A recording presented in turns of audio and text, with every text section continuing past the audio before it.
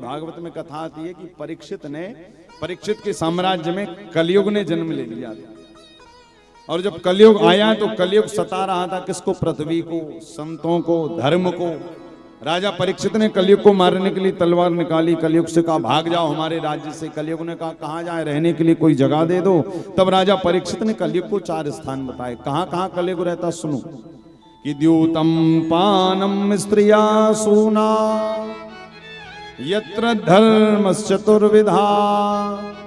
4 जगहों पर कलयुग रहता। कहां कहां पर? द्यूतम जहां पर जुआ खेला जाए, पानम जहां मदिरा पान किया जाए, जहां पर हिंसा हो, जहां पर व्यभिचार हो, इन 4 जगहों पर कलयुग रहता है।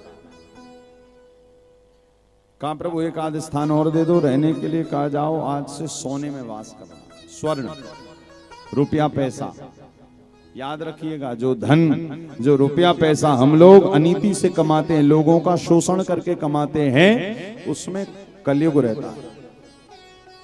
अच्छा, हमें आपको ये पता कैसे चले कि हमारे घर में जो धन आया वो पवित्र है या अपवित्र है? तो समझिएगा, घर में आए हुए धन के आने के बाद में यदि हमारा मन बुरे कार्यों का करे, जुआ खेलने का करे, मदिरा पान करने का करे, पार्टियों में खर्च करने का करे, क्लबों में जाकर डांस करने का करे, तो समझ जाना तुम्हारे घर में बुरा धन आया है, पवित्र नहीं है। और यदि घर में धन आने के बाद तुम्हारा मन करे कि भैया चलो इस पैसे से वृंदावन हो आए, इस पैसे से कथा सुन लें, इस पैसे से दान कर दें।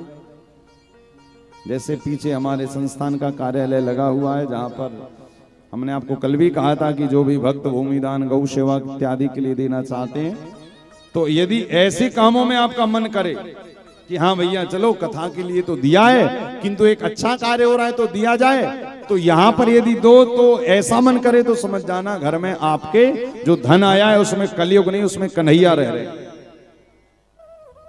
यदि मन करने लगे कि हम इन धन से अच्छा काम करें, ये धन की गति याद रखिएगा। धन यदि अपवित्र आ रहा है तो घर में जो पुत्र है ना वो अपने आप बिगड़ जाएगा, कुछ करना नहीं पड़ेगा।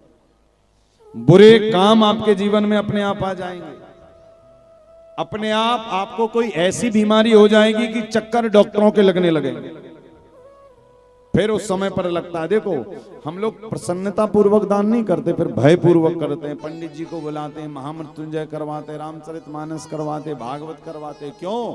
अरे थोड़ा बहुत पुण्य मिल जाए कि ठीक हो जाए। और याद रखिएगा, एक दिन में आप समझो कि पुण्य का घड़ा भर जाए, नहीं हो सकता। जीवन भर थोड़ा थोड़ा थोड़ा करना पड़ता। जब जब मौका मिले, कहीं ऐसा है तो दे दो, फिर आए तो दे दो।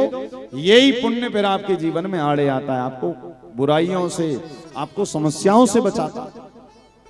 इसी कारण जीवन में जब जब मौका मिले, जब जब समय मिले, अच्छी जगहों पर अपने धन रूपी लक्ष्मी का सदुपयोग जरूर कीजिए।